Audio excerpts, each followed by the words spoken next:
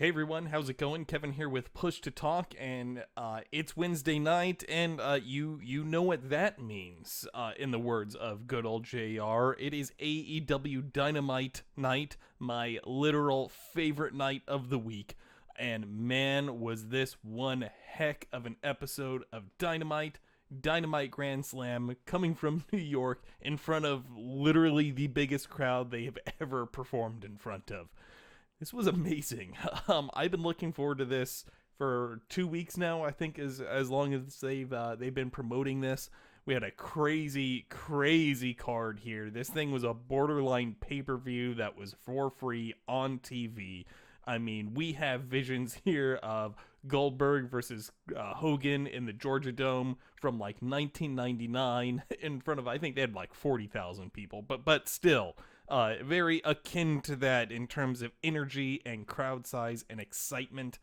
There were like, looking at my notes here, 19,000 plus people packed into the building here. It looked like it was pretty much sold out. I couldn't really tell, but it was definitely jam-packed, and it was a huge and very loud and very excited crowd.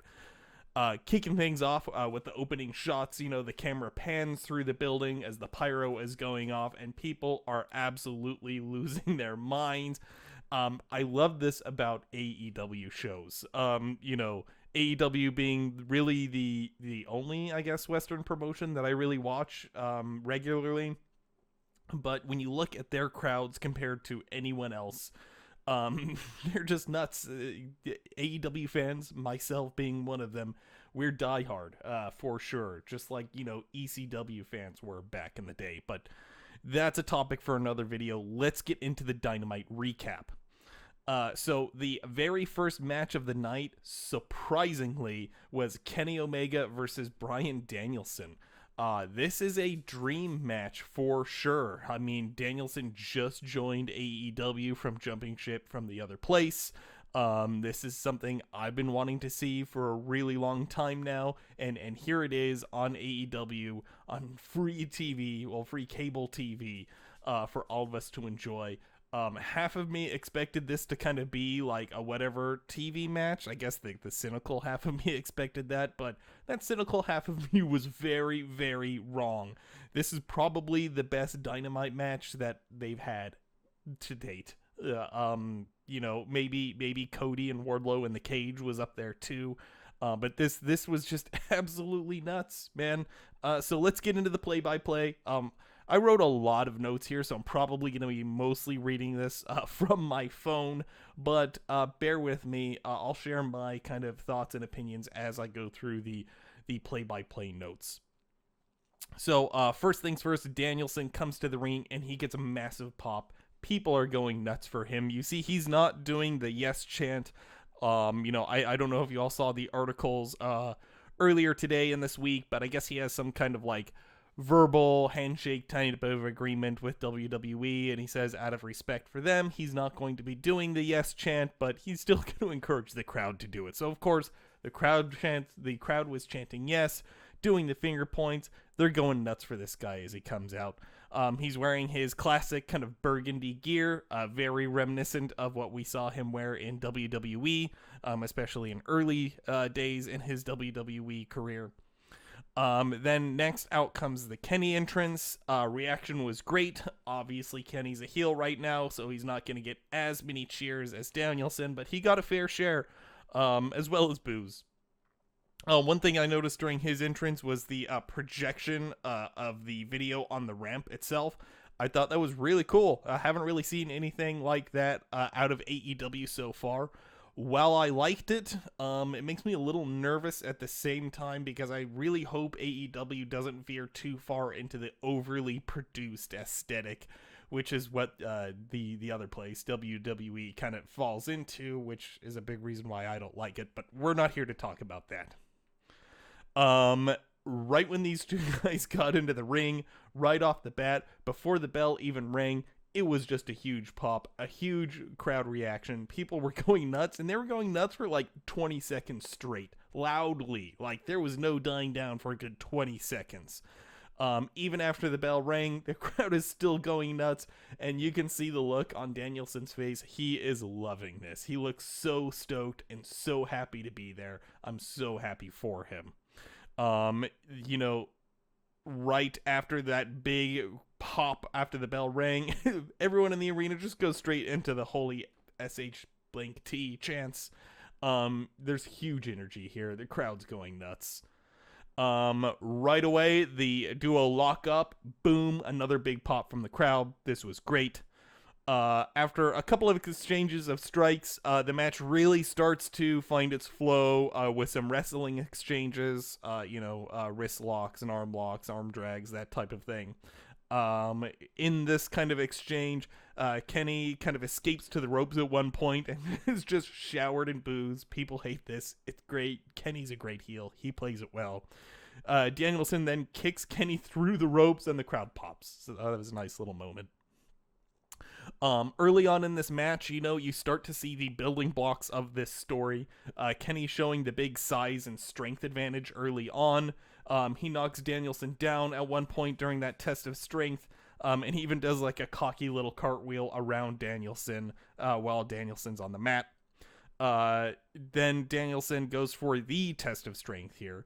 Omega overpowers him, but Danielson is able to outmaneuver him into the wrist lock, so showing that Kenny has that size and strength advantage, where Danielson has the wits and maybe the technique. But that's oversimplifying the story of this match a little bit too much, I think, as we'll see as I get into it more. At one point after the wrist lock, Kenny is downed. He gets the stomp to the elbow. And this was good. Again, playing into the strength versus technique aspect of it, I thought it was great. From here, we see lots of strikes being thrown early on in the match, and these are really hard strikes. Last night, I did my video recap of the G1 Climax, where I talked about Shingo versus Ishii. These strikes were probably just as hard. These were big, massive chops, big, massive kicks. I think within the first 5 minutes of the match, Bryan Danielson's chest is already beet red. It looks like straight ground meat already. As we know, Danielson, he gets pretty red pretty early in his matches, but this just looked disgusting. It was almost like Dragunov versus Walter level of just shredded chest meat. The crowd just continues to get louder and louder. There's no dying down of the excitement in the building during this match at all. They are consistently loud and excited throughout the entire thing. After the exchanges here, we get into the outside of the ring, where Danielson begins attacking the shoulder of Kenny by throwing him into the post, obviously setting up for the yes lock or the label lock. He rolls Kenny back inside the ring and continues attacking that shoulder. This is where we start to see Bryan Danielson's strategy start to unfold. He's playing into the technique here. But as we can see, it's not very long-lived. Danielson begins to fire up as he's attacking the shoulder after Kenny gets a couple of eye pokes and gouges in. Again, Kenny just being a fantastic heel. He starts playing the hits at this point. Danielson starts to pick up speed, but is pretty, I don't want to say shut down by Omega, but he can't quite get the control of Omega that he wants, because Omega is such a big and powerful dude, as well as witty and smart in the ring. At this point, the match really starts to shift into high gear, and this is where we start to see the story of technique versus strength delve a little bit, or change, I should say, a little bit, into something else entirely. So Danielson gets Kenny out to the outside of the ring on that big, long entrance ramp.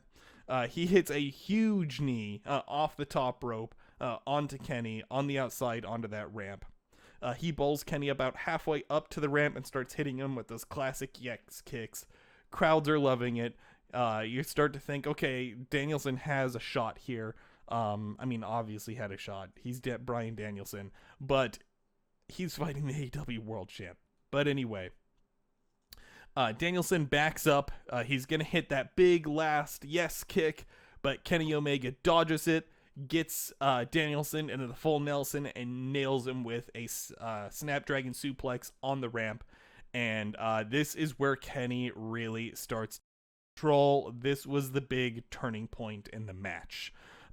This is, where things start to go from a story of strength versus technique to Kenny just being in control, having an answer for everything that Danielson throws at him, but Danielson being a fighting competitor with a big, strong fighting spirit, which I love. So that's kind of where we see the story start to shift a little bit here in this match.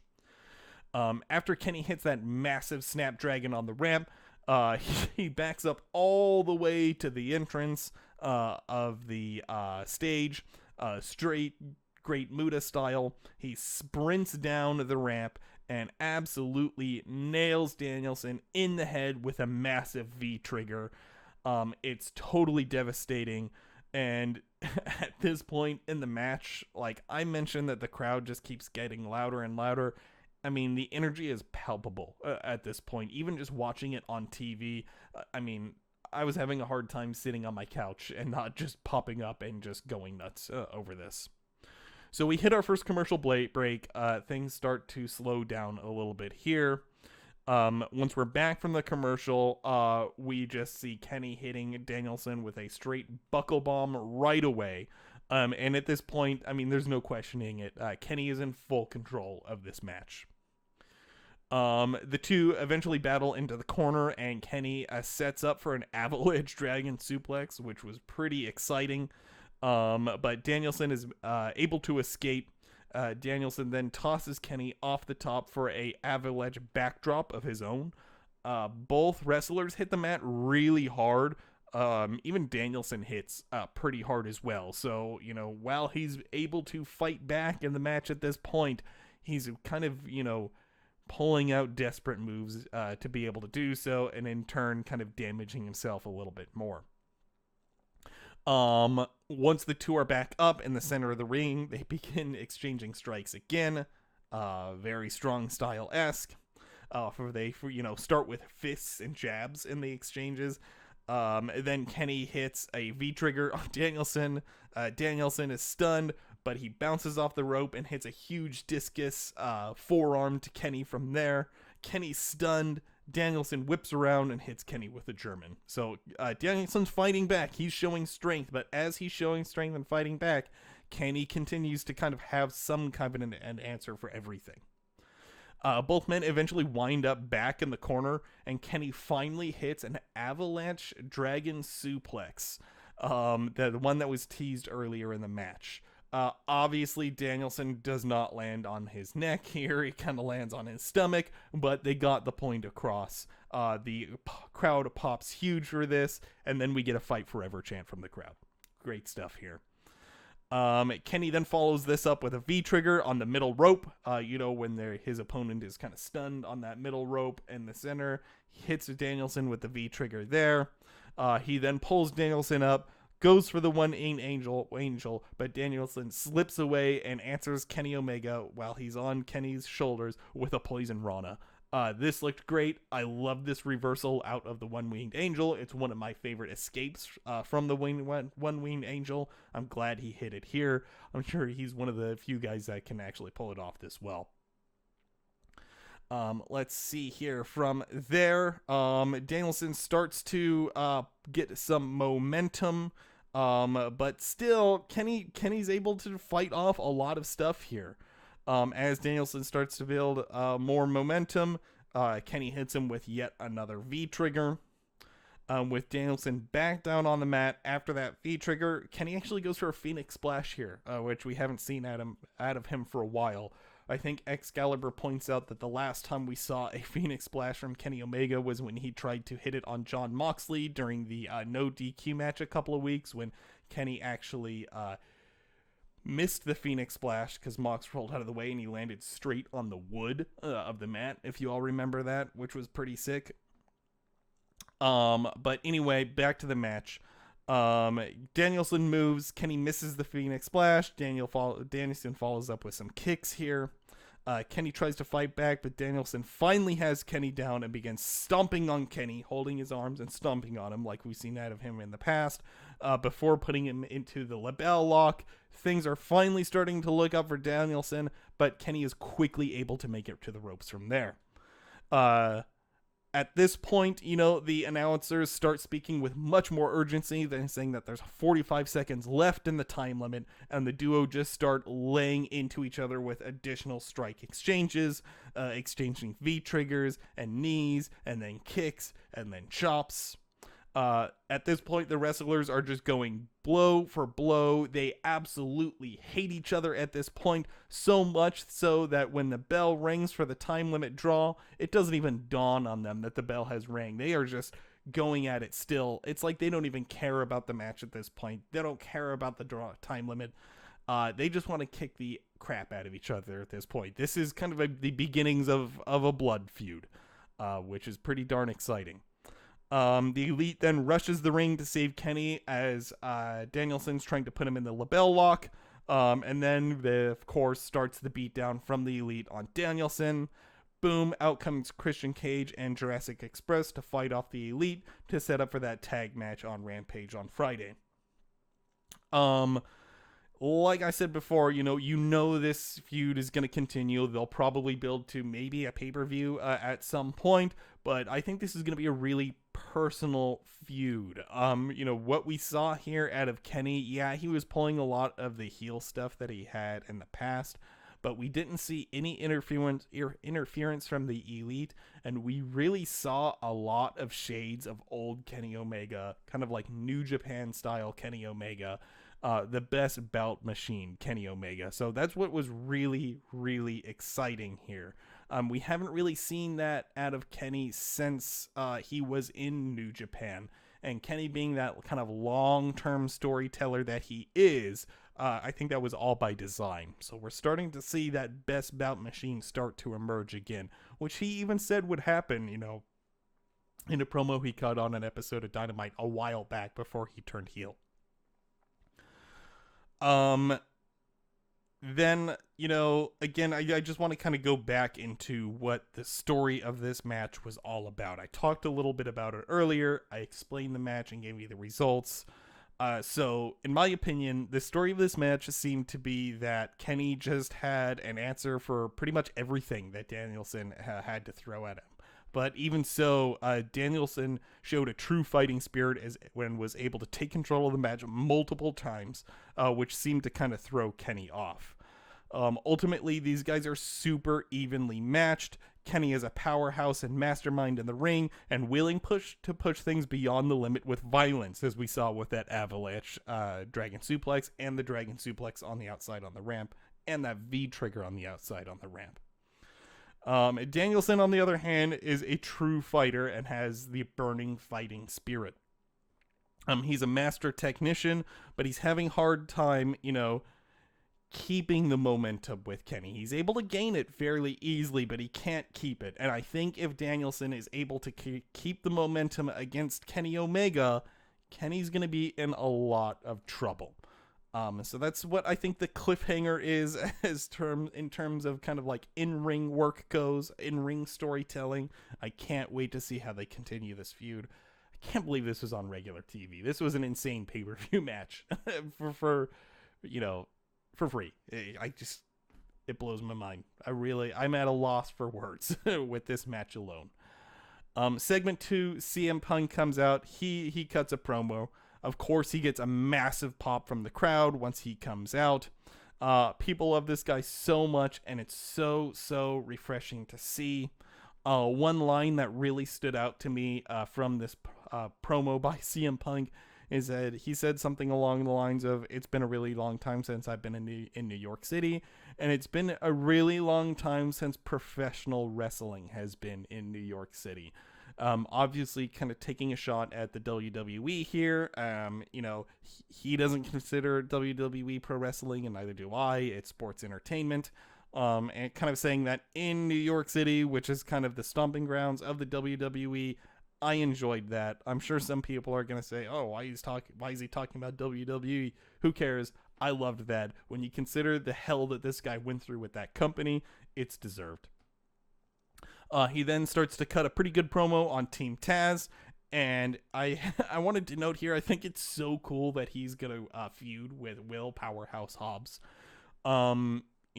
Prior to Hobbs being signed with AEW, I used to see this dude all the time at like local community centers and high school gyms up in San Francisco when he would wrestle in the indies. I would go to a ton of APW, All Pro Wrestling shows, where he was a staple in those, and I just see this dude all the time, and he would just be hanging out with folks and being a cool dude. So to see him on AEW feuding with CM of all people is insane, and it's so good for him. I'm so happy for that guy. And another thing I wanted to note here, and I think I may do an entire video on this point, but something about CM Punk that I think is so cool and such a great analogy of the current state of pro wrestling right now. I find that Punk's kind of refound passion of professional wrestling is so relatable, especially like right now with AEW gaining so much momentum. It's just the perfect analogy of pro wrestling as a whole right now. We see on screen Punk's passion for pro wrestling returning in full force. And, you look out there in real life and look at wrestling fans such as myself, and we see the same passion returning. So not only is it super relatable to see this happening on screen, it's just kind of like a subtext or an analogy of what's happening in pro wrestling in general right now. Things aren't boring anymore. We're in a new era and a new dawn of pro wrestling. It hasn't been this good since the 90s. Seeing that and living that through Punk on screen is really cool. So on to match 3 or segment 3. Then we have MJF versus Brian Pillman Jr. And at this point, I look down at the clock and it's like, how the heck is Dynamite already halfway over? This is flying by. MJF comes out to the ring and the crowd is just pooping all over him. I'm thinking to myself, yes, I agree. I hate MJF. I mean, I love to hate MJF, but can someone just please destroy this guy already? That's when you know he's good, is when a jaded wrestling fan just hates this guy. The build to this match over the past couple of weeks has been really great. I think they did a really good job of taking advantage of the timing surrounding the episode of Dark Side of the Ring about Brian Pillman. I liked the insults that MJF threw at Brian Pillman's family, although they were super offensive, and it built great heat for MJF. During the match, Pillman's starting to show a lot of promise here. And MJF, again, he just makes everything in the ring look super easy. I think this was a decent match. Nothing crazy, nothing to write home about, but it did a really great job of building up Pillman, and it did an even better job of making MJF look like even more of an absolute jerk.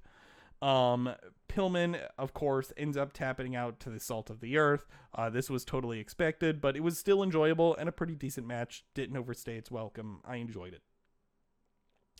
Segment 4, we have Jericho and Hager backstage cutting a promo on the Man of the Year, building up to their match on Friday.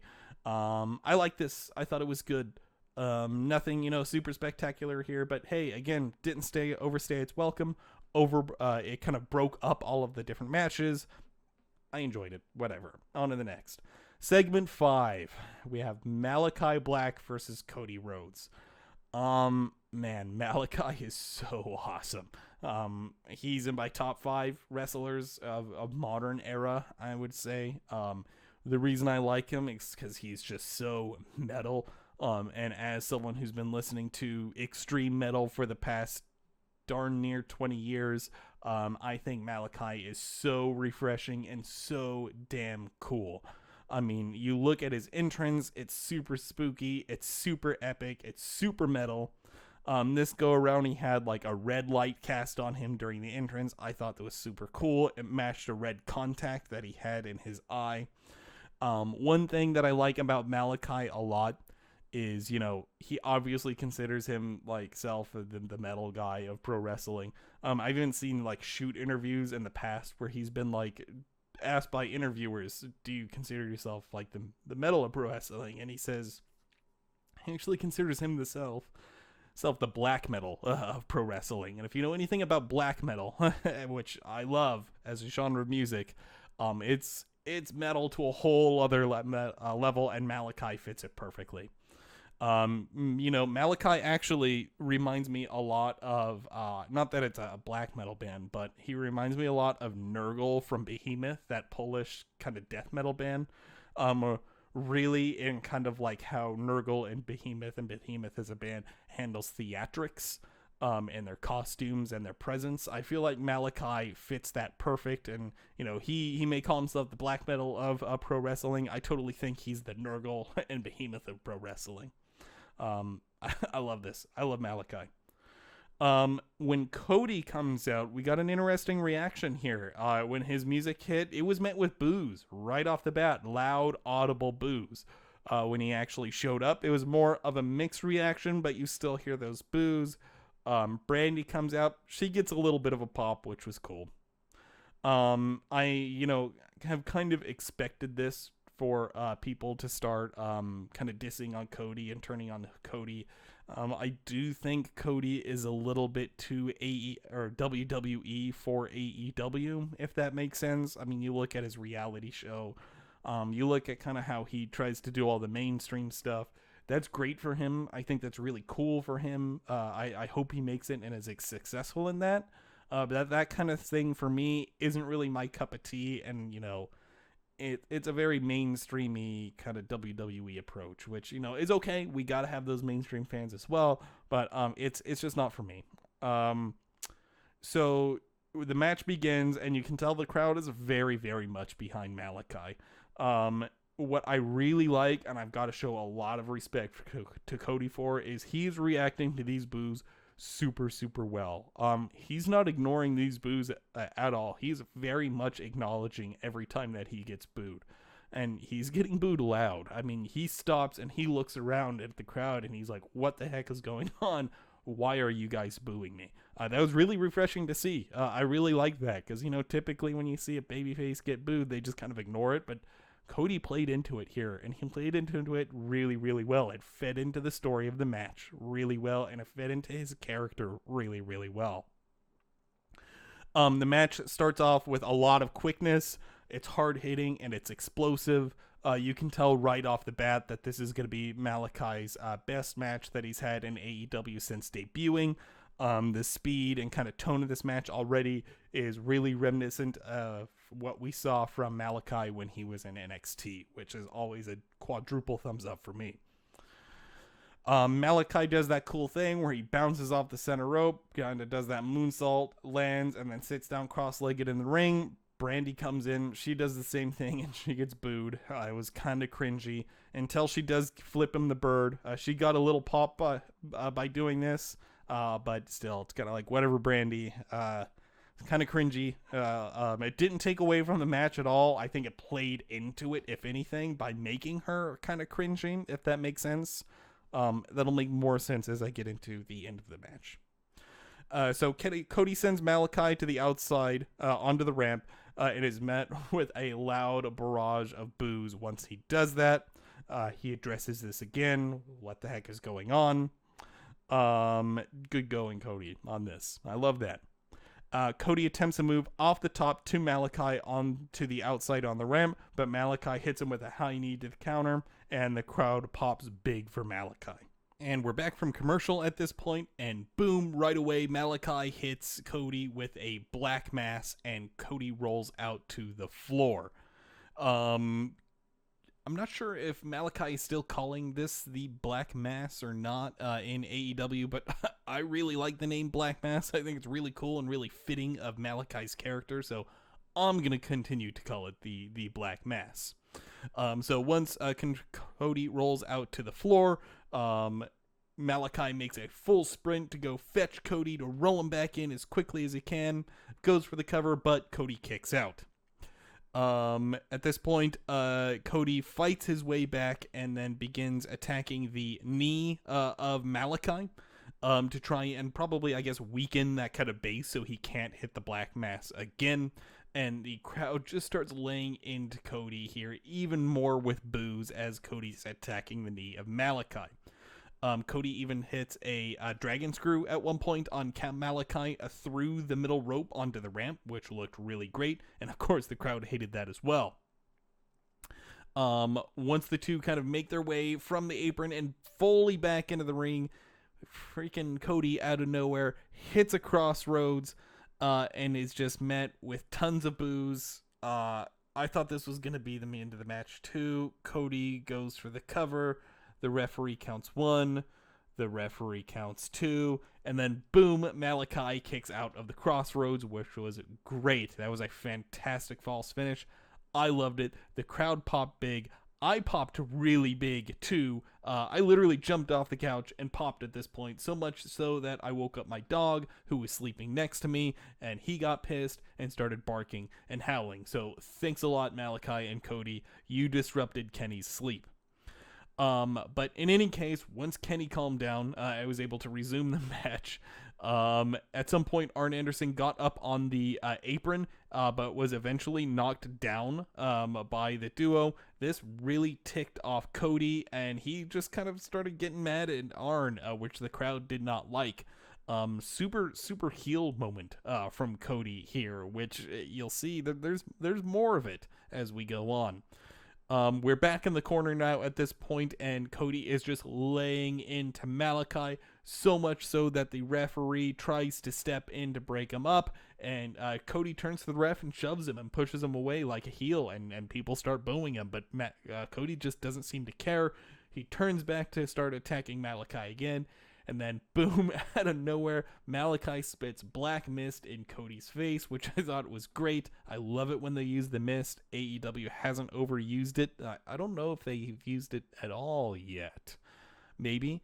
But Malakai hits Cody with the black mist, which we know is the bad mist. That's the one that blinds you.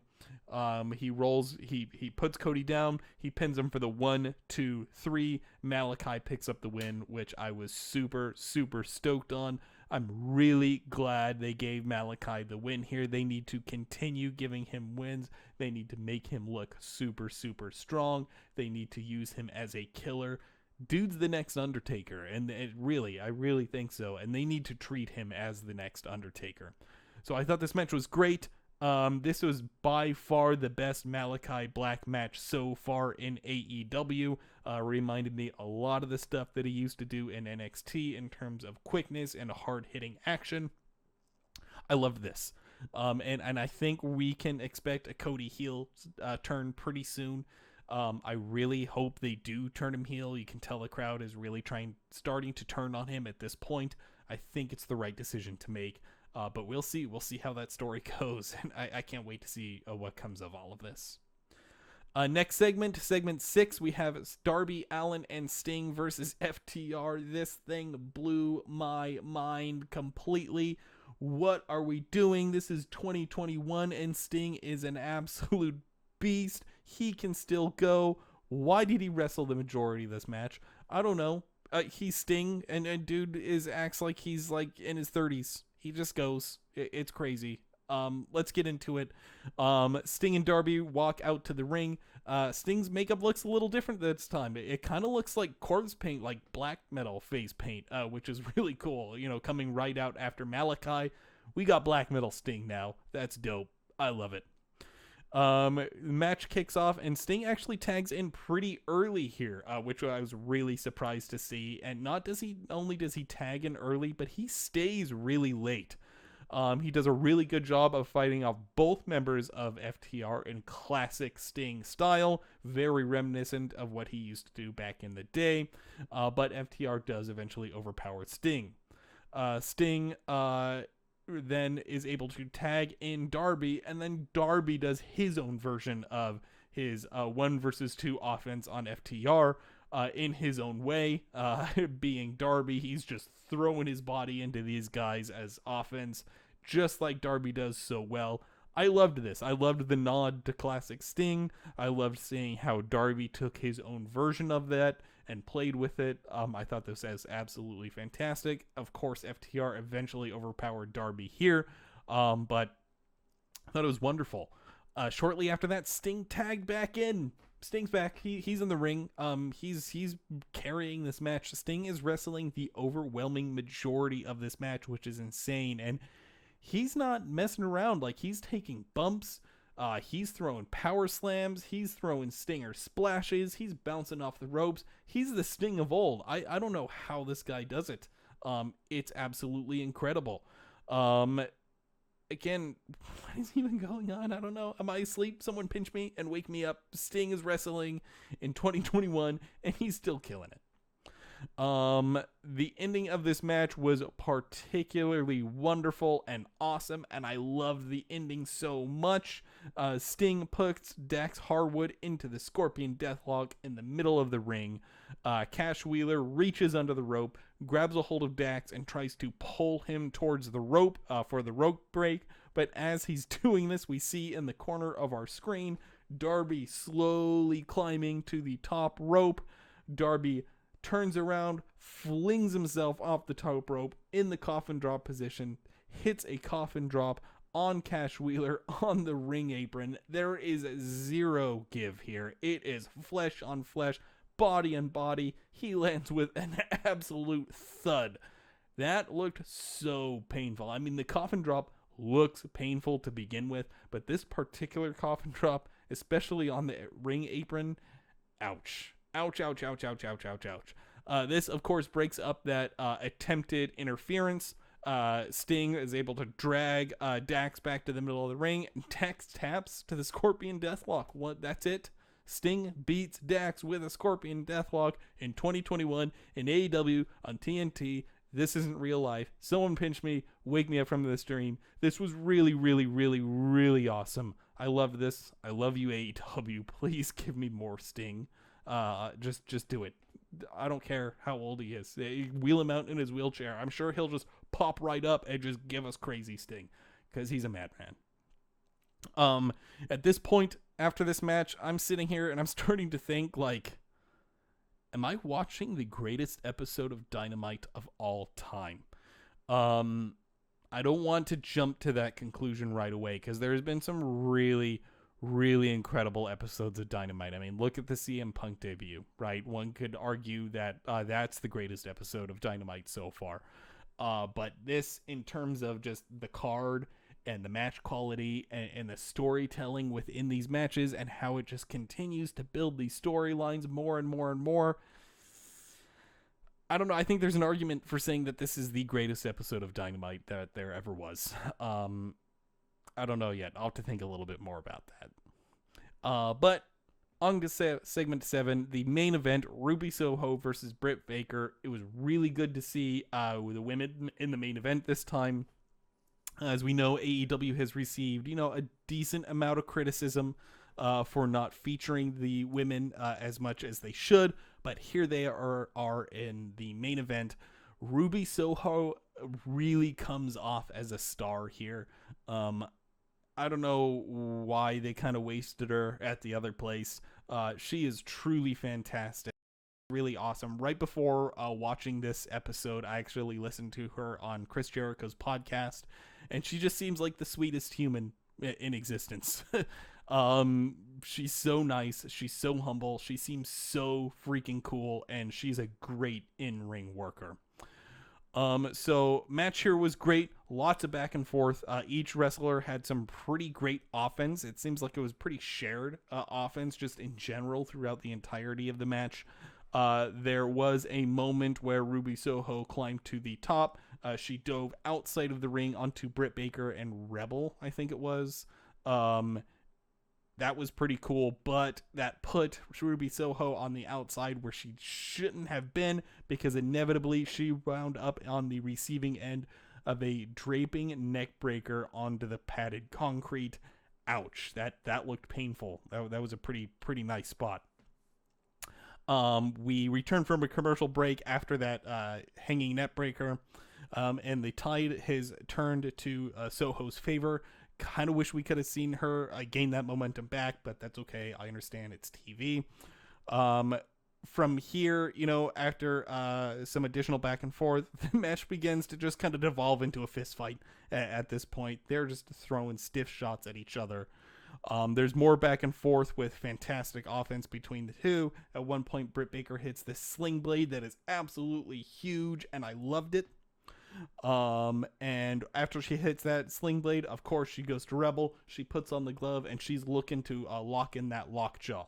But instead, she goes to hit it. Soho reverses, and Britt Baker finds herself in a leg submission from here. She breaks out. The match continues. Again, additional back and forth offense from each wrestler. And eventually the two make their way to the top rope, and Britt Baker hits this avalanche air raid crash that is absolutely wicked. I always tense up when I see an air raid crash. Like, remember that one Tommaso Ciampa did off the top of the War Games sell to Adam Cole through the table like a year or two ago? Insane. That move is nuts. And an avalanche just looks so dangerous. Kudos on Ruby Soho for taking this. I thought it was fantastic. And she kicked out. The fight continues, but sadly, Ruby is distracted by Rebel and Jamie Hayter on the apron. This gives Britt the opportunity to kind of weasel Soho into the submission hold, the lockjaw, and unfortunately, the ref rings the bell. Soho has submitted, and that's the end of the match. Overall, this was absolutely incredible. I had been looking forward to this episode of Dynamite for 2 weeks or so, ever since they announced that it was going to be this crazy Grand Slam thing. I was blown away when they said they were going to have Kenny Omega versus Bryan Danielson in the main event of this show on a regular episode of Dynamite. It was amazing. AEW just keeps delivering. They keep firing on all cylinders. We got what might be the best episode of Dynamite right off the back of the best pay-per-view from AEW. And not only was that the best AEW pay-per-view, that may have been the best pay-per-view of all time. So 2 incredible shows in such a short amount of time. And the week isn't even over yet. We have an episode of Rampage on Friday, and it's 2 hours long. I absolutely cannot wait. So I don't think I'm going to be recording anything tomorrow night. I may take that time to just kind of sit down and enjoy night 2 of the G1. I may go rewatch that right now. Who am I kidding? I'm going to go rewatch that Kenny match right now. But maybe tomorrow I'll watch that. Maybe throw a video of night 2 B block up sometime over the weekend. Don't quote me on that, because on Friday, Rampage starts at 10, goes to midnight, and then I'm going to do a recap afterwards, because I am a crazy person who loves wrestling. Again, thank you so much for watching. Don't forget to like, comment, and subscribe. Shoot me a note in the chat. Tell me what you think of this episode of Dynamite. Do you think it was the greatest episode of Dynamite we've seen yet? If not, prove me wrong. Again, thanks so much for watching, and I'll see you guys on Friday for Rampage.